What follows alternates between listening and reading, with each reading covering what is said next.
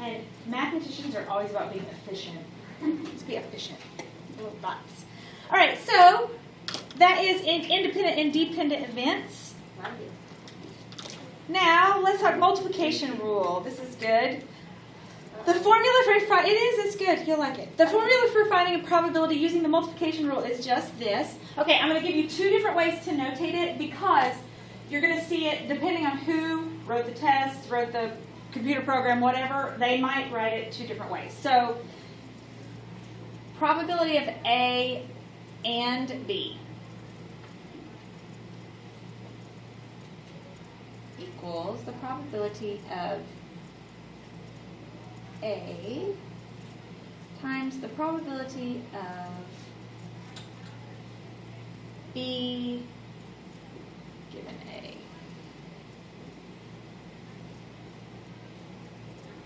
And in probability, and means multiply. So this, I guess, is maybe where sometimes people start to struggle with probability. Because in every other math class that you've had, what does the word and mean? Add. And in probability, and means multiply. So don't forget that and means multiply because it's kind of hugely important. And it'll make you get lots of things wrong if you forget. So the other way that you can notate it is with the set notation intersection. So A intersect B is the same thing. As a matter of fact, you could say the probability of A intersect B, and when you're reading set notation, a lot of times you'll use the word intersect, but you will also use the word and, because that's what that upside, it's the U upside down. It's like a fat U, but it's upside down. And the way I always remember that that's and is because if you drew like a line across it right here, looks like it's capital A, so A for and. So you might see these either way, just depends on who's writing the problem. Okay, so the formula for using the multiplication rule when the events are independent, same notation. So A and B, it's just going to be the probability of A times the probability of B.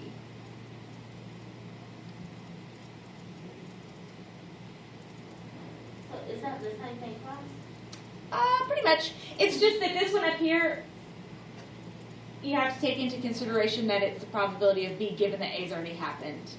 No, I'm talking about on the second equation. Oh, yeah. It's basically the same thing. Oh, yeah, it's the same thing.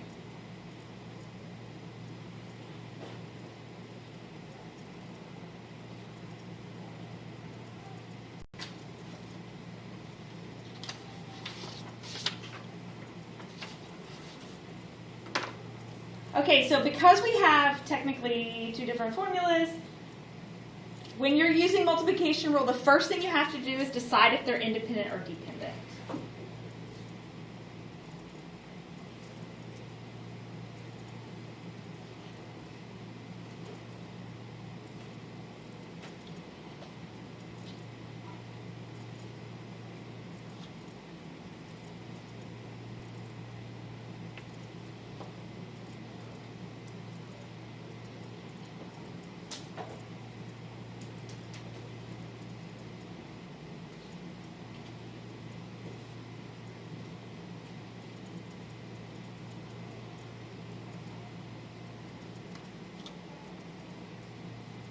And then you're going to use the appropriate multiplication rule. For the rest of the probability unit, it's always a good idea. It's going to, even if they don't ask you, are they independent or dependent, you need to ask yourself because it's going to affect which formula we use, whether we're using multiplication rule or a different rule. You need to identify whether or not, in your head, you don't necessarily have to write it down unless it asks, but you just need to be thinking every time you see one, okay, are these things independent or dependent? Because it's going to affect the way you deal with them. Okay, so let's do some of both kinds. All right, if we select two cards from a deck without replacement, what is the probability of selecting an ace then a king? So first of all, are these independent or dependent? Dependent. Dependent because of this. without replacement. So events are dependent. I'm just going to write that this time, just even though they didn't ask me, I'm going to write it down just so if you were going back and looking at these later, you would know why you did what you did. All right, so that means we're using the probability of, I'm going to put ace and king, A and K. So that means we're doing the probability of A times the probability of K given that A has already occurred. All right, so the reason that that's important is, notice what this notation is actually telling me. It's the probability that I drew a king, the probability that I draw a king given that I already drew an ace. Why does that matter? Because if you're not replacing it, then you're going to have one less number on the bottom. I'm going to have one less number on the bottom, but not just that. What if the first card that I drew was a king? Then there's another. One less. Then I would have had one less on top also. So the probability of K, given that A has already occurred, only affects the bottom number. Does that make sense? It's not just that I'm drawing a card and the bottom number is getting smaller. That is important. But the bottom number is getting smaller and the top number is not. Because we're assuming that the first event that we wanted to happen happened. So what's the probability of drawing an ace?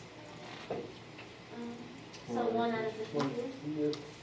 Of any ace. So Oh, 4 out of 52, which is 1 out of 13 if you wanted to simplify at the front end. All right, so what is the probability of drawing a king given that I have already drawn an ace? 4 out of 51. 4 out of 51. Is this for A and K? This is A. Yeah, this is the probability of A and K. So the probability of A is 1 out of 13. The probability... So we do 51 on K because it's dependent? Because it's pretty much the same as Right. on the other side. Right, because it's dependent. So multiply...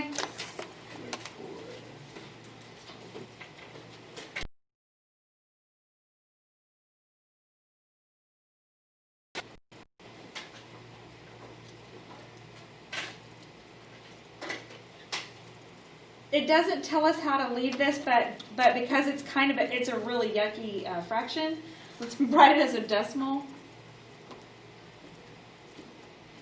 That is an ugly function. Yeah, it's not a nice fraction. So I'm going to write 0.006. I guess like yeah, 0.006 is fine because the 0 follows the 6. So, is that a very good probability? No. Wait, did we solve the whole problem already? Yeah. Oh, wait.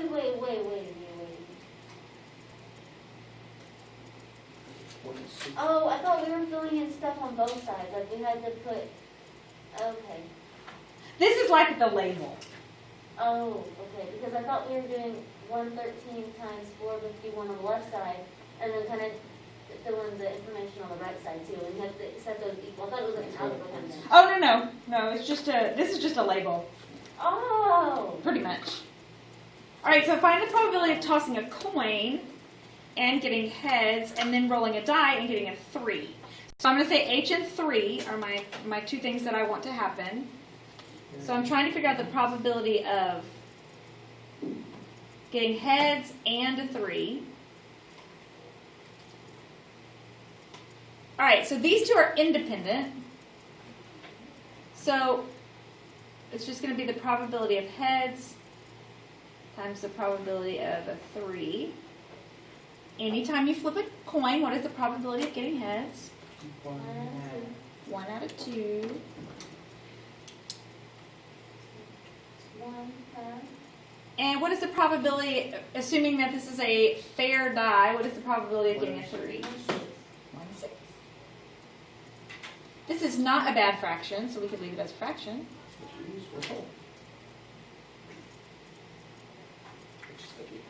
Yeah, which is about 8%. Okay. Is everybody good?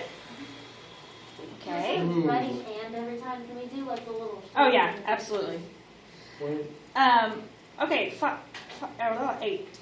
I can't read. The probability that a type of heart surgery is successful is 0.79. Find the probability that 3 heart surgeries are successful. Okay, so are the surgeries dependent or independent? Independent. They don't have anything to do with each other. As a matter of fact, it could be by completely different doctors in completely different hospitals in completely different countries, for that matter. So they're completely independent, which means that the probability of having surgery of success, Success. yep, is going to be success times success times success. So that's just going to be 0.79 times 0.79 times 0.79, or you could do 0.79 to the third. And it started as a decimal, so leave it as a decimal.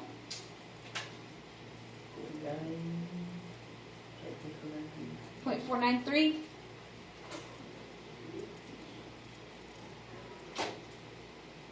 Hey.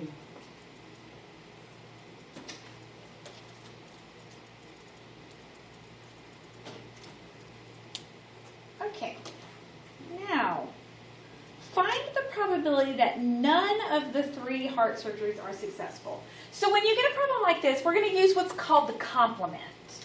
If there's a 79% chance, or 0.79 probability that a surgery is successful, what's the probability that it's not successful? Point I don't know. 2 1. That's a good question. Just 2 1. Yeah, that's right. How did y'all even do that? Subtracted from what? From 1. Where did you get 1 from? 100%. 100%? Oh. 79 to 79% is only 100% possible. Let's see, 0.21. So there's a 0.21% chance that it's not going to be successful. And so on this one, they're asking for none of the 3 to be successful. So Is 0.21 times 3? 0.21 to the third. Third, sorry, yes, that's what I meant. Ooh, that's a tiny percentage.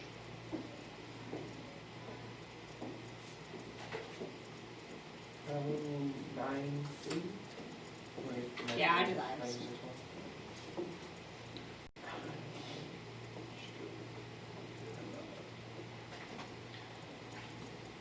At least what? Okay, now these are the ones that can be a little bit, that can trip people up a little bit. So, because it says the probability that at least 1 of the heart surgeries are successful. So this little phrase, at least 1, not exactly 1, but at least 1. So it could be the first one, or it could be the second one, or it could be the third one. So whenever you have one of these, at least 1, let me walk you through this because you'll have these. So first, find the complement, which we already did, but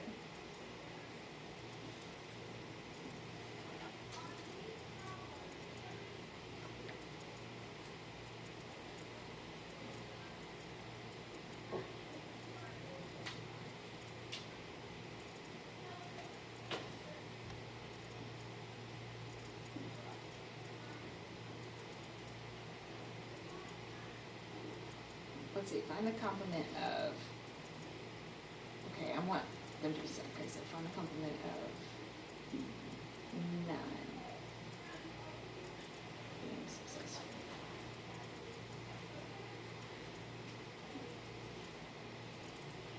Okay, so we're going to find the complement of none of them being successful, right? Because if none of them are successful at all, that means not any at all.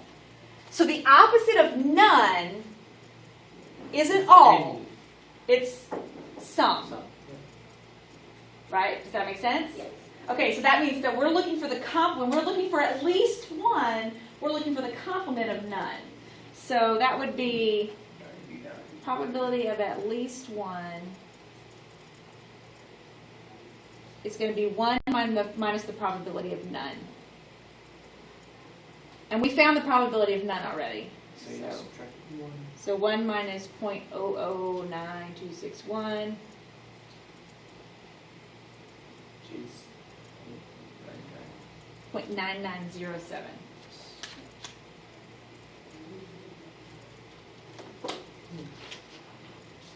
Now, I want you to think about that for just a minute, and just about how all the last, however many problems that was, 1, 2, 3. The last 3 problems were all the same scenario. So if you're writing an article about like a surgeon, and you want to make him sound very good, would you use the fact that 79% of heart surgeries are successful, or would you use the probability that there's a 99% chance that a heart surgery is going to be successful? Do you know what I'm saying? Like Yeah. that right there is why statistics, you can make statistics say whatever you want them to say. You just have to word it the right way. And it's not even not true. I mean, they're all actual numbers, and it's all actual, mathematics. It's just how you word it. Okay, so we are going to practice with independent and dependent and simple multiplication